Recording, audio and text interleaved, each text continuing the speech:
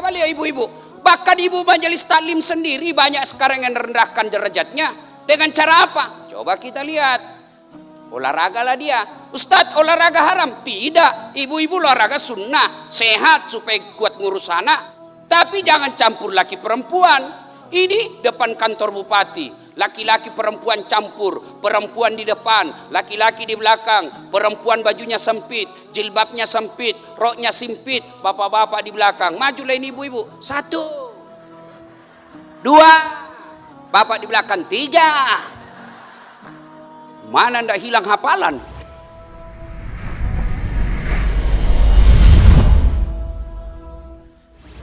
Ketika Rasulullah Sallallahu Alaihi Wasallam belum lagi diciptakan, dilahirkan, kita dari kecil kita belajar agama sudah tahu zaman jahiliyah. Apa zaman jahiliyah waktu itu? 1, perempuan sangat hina derajatnya. Perempuan kerjanya dapur, kasur, sumur. Sumur, dapur, kasur. Dilahirkan hanya untuk melahirkan. Sehingga terkenallah sahabat Rasulullah, Khalid bin Walid, pernah diambil anaknya dari istrinya. Waktu itu anaknya ya sudah bisa diajak main-main. Dia panggil anaknya, sini nak, sini kok. Kita pergi main-main belakang rumah. Dia bawalah anaknya ke belakang rumahnya. Sudah itu diajak, ayo gali-gali pasir nak, gali lagi. Begitu dalam dia dorong bapaknya masuk, lalu dia timbun hidup-hidup, lalu dia lompat-lompat di atasnya. Kurang ajar, kau bawa sial dalam keluarga kita. Tuh perempuan zaman dahulu. Perempuan bahkan boleh dijadikan apa? Transaksi judi. Bos, cantik istrimu dik? Cantik sekali, kau suka? Ya, judi dah, judi. Kalau kau menang, pakai istriku 1 malam. Kalau kau kalah, kau pakai istriku 2 malam. Coba, itulah zaman jahiliyah. Tapi sekarang ada lagi lebih jahiliyah dari jahiliyah. Kalau zaman jahiliyah, lahir dikubur hidup-hidup. Sekarang belum lahir sudah dikubur. Itulah aborsi. Kalau zaman jahiliyah kan sudah lahir baru dikubur. Sekarang belum lahir sudah dimatikan. Zaman jahiliyah. Maka beruntung ibu-ibu, Rasulullah datang. Mengangkat derajat wanita ketika Rasulullah mengatakan, wanita adalah tiang negara, tegak wanita, tegak negara, hancur wanita, hancur negara. Maka ibu-ibu ini meskipun tenaganya lobet tapi tiang negara. Oh ini.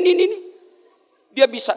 Itu kan ulama menjelaskan, perempuan dalam Islam itu ibarat 5 jari ini, ya. Jari ini jari perempuan. Ini kan kalau dalam Islam ini pejabat. Kalau pejabat bilang begini, aman. Tapi Kapolri bilang begini, hancur kau. Ini pengusaha. Bangun itu besok masjid Dasat, selesai. Banyak duitnya. Tapi orang kere bangun masjid itu, siapa kok? Ini, jari tengah, ulama. Tidak boleh ke kanan, tidak boleh ke kiri. Nih, pemuda, jari manis. Nih, perempuan. Meskipun kecil, tapi dia bisa masuk lubang hidung. Dia perempuan kecil tapi dia bisa goyangkan negara. Berapa banyak tokoh-tokoh dunia yang hancur gara-gara perempuan. Sejarah membuktikan banyak tokoh hancur politiknya gara-gara perempuan. Ibu-ibu ini tiang negara. Tapi sayang 1000 sayang, Rasulullah telah mengangkat derajat wanita, tapi dia hancurkan derajatnya sendiri sekarang. Dengan cara apa? Nabi pernah memprediksi wanita suatu waktu nanti berpakaian tapi telanjang dan mereka suka memakainya. Adakah begitu? Oh banyak. Bukan di sini. Coba datang ke Plaza Indonesia, Plaza Senayan, tempat main jogging, hancur kami laki-laki. Maunya kami ini kerjasama bos. Kami laki-laki jaga mata, tolong Anda cewek jaga akhlak. Karena biar kami setengah mati jaga mata, kalian gentayangan, hancur amal kami. Dilihat haram, tidak dilihat barang bagus. Coba lihat ibu-ibu. Bahkan ibu majelis taklim sendiri banyak sekarang yang merendahkan derajatnya. Dengan cara apa? Coba kita lihat. Olahragalah dia. Ustadz, olahraga haram? Tidak. Ibu-ibu olahraga sunnah. Sehat supaya kuat ngurus anak. Supaya suamimu tidak poligami. Tapi jangan campur laki perempuan. Ini depan kantor bupati. Laki-laki perempuan campur. Perempuan di depan. Laki-laki di belakang. Perempuan bajunya sempit. Jilbabnya sempit. Roknya sempit. Bapak-bapak di belakang. Majulah ini ibu-ibu. 1, 2. Bapak di belakang 3. Mana ndak hilang hafalan? 1. Itu perempuan zaman Nabi. Sebelum Nabi turun. Apalagi zaman Nabi sebelum dilahirkan.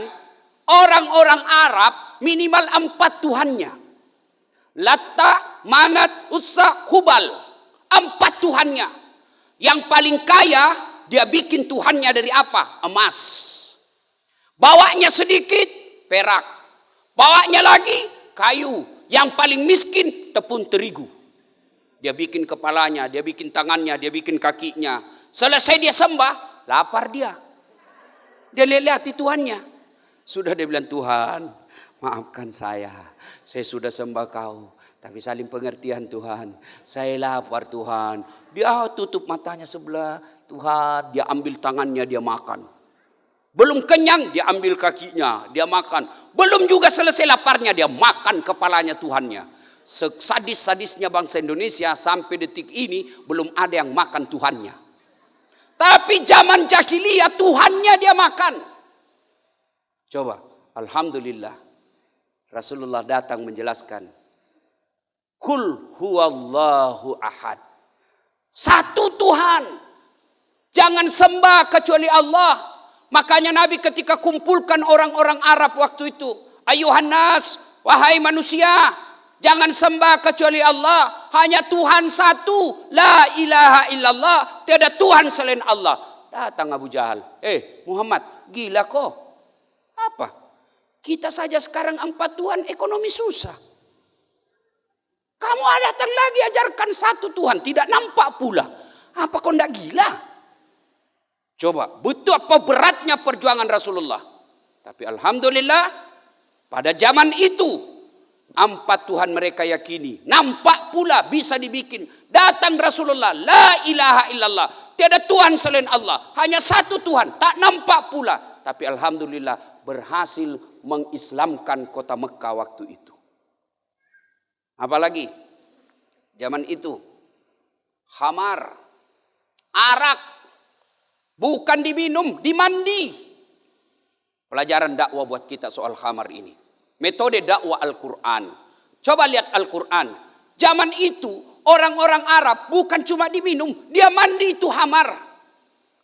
Datanglah Al-Quran menjelaskan. Khamar itu ada faedahnya tapi ada buruknya. Ketahuilah lebih banyak buruknya daripada faedahnya. Akhirnya apa? Orang Arab mulai berpikir.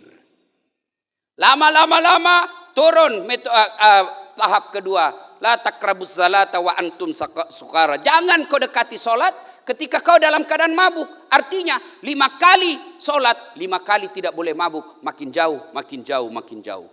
Terakhir turun ponis. Innamal khamar. Khamar itu rijesun. Bapak moyangnya dosa.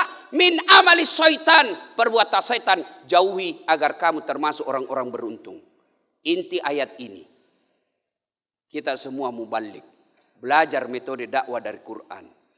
Rasulullah mendakwakan melarang haram. Tidak ponis langsung. Sekarang banyak mubalik. Rasa-rasanya dia menjadi panitia hari kiamat. Hanya dia yang mau benar. Berbeda pendapat dia kafirkan. Padahal sesamanya muslim. Nabi datang mengislamkan orang-orang kafir. Kadangkala kita sekarang mubalik mengkafirkan orang Islam. Hanya karena berbeda mazhab. Coba lihat. Bikin ceramah aneh-aneh judulnya. Kesalahan-kesalahan orang yang sholat berjamaah. Kenapa orang sholat berjamaah dikasih salah-salah? Anak muda yang baru hijrah. Langsung dulu tidak usah sholat deh. Ternyata banyak salahnya. Kenapa tidak bikin judul ceramah kesalahan-kesalahan orang yang tidak sholat? Itu lebih real objeknya. Maka Rasulullah SAW berdakwah sangat arif dan bijaksana. Coba ketika Rasulullah didatangi. Ya Rasulullah, saya offside. Pelanggaran saya Rasul. Kenapa kok? Saya berhubungan suami istri bulan suci Ramadan. Wah, kau denda. Denda kok 60 hari berturut-turut puasa. Berapa ya Rasul? 60 hari. Ya Rasulullah, 1 bulan aja saya tidak tahan. Kalau begitu, kau cari fakir miskin, kau kasih makan fakir miskin di kampungmu. Ya Rasulullah, saya fakir miskin. Kalau kita, kau sudah miskin melanggar lagi. Kalau begitu kata Nabi, nih kurma, bawa pulang ke kampungmu. Cari orang paling miskin di kampungmu, kau kasih beri makan. Apa kata dia? Ya Rasulullah, saya lah yang paling miskin di kampungku. Wah, kau pula nakal betul kau. Ya sudah, kau makan itu. Coba, begitu arif dan bijaksananya Rasulullah dalam berdakwah. Zaman jahiliyah ada yang disebut diskriminasi. Budak tidak punya hak sama sekali. Beda dengan pembantu. Ibu-ibu punya pembantu di rumah, itu bukan budak. Itu pekerja. Beda kalau budak. Budak itu hak milik. Tahu yang namanya hak milik ibu? Ya sama handphone. Namanya handphone saya punya. Boleh saya banting, boleh saya jemur, boleh saya rendam, boleh kasih orang, boleh saya pakai lempar orang. Kenapa? Saya punya. Begitulah budak, hak milik. Tidak punya hak sama sekali. Dan pada saat itu orang hitam itulah umumnya jadi budak. Tidak punya hak sama sekali. Turun Al-Quran. Memberikan persamaan antara manusia. Tidak ada perbedaan orang Arab dengan bukan Arab kecuali takwanya. Jadi orang Amerika sebelum mereka kenal namanya HAM. Kita orang Islam sudah tahu itu HAM. Hak asasi manusia. Bisa dibayangkan seandainya tidak ada Al-Quran. Perempuan hanya menjadi budak nafsu. Kita rakyat jelata tidak akan punya hak sama sekali kecuali kita punya pangkat dan jabatan. Kita tidak akan punya peluang untuk menjadi manusia terhormat ketika kita bukan bangsawan. Tapi Quran hadir menghilangkan semua itu. Alhamdulillah kita bersyukur kepada Allah. Bagaimana cara bersyukurnya? Tidak cukup dengan hanya mengucapkan Alhamdulillahi Rabbil Alamin. Bagaimana cara syukurnya? 1. Pelajari Al-Quran. Hafal Al-Quran. Penting hafal Al-Quran. Yang jauh lebih penting mengamalkan isi kandungan Al-Quran. Lomba hafal Quran luar biasa. Tapi lebih luar biasa mengamalkan apa yang kita hafal. Yang ketiga, setelah itu jangan cuma kita nikmati sendiri Quran itu. Tapi dakwakan Al-Quran sampai akhir hidup kita.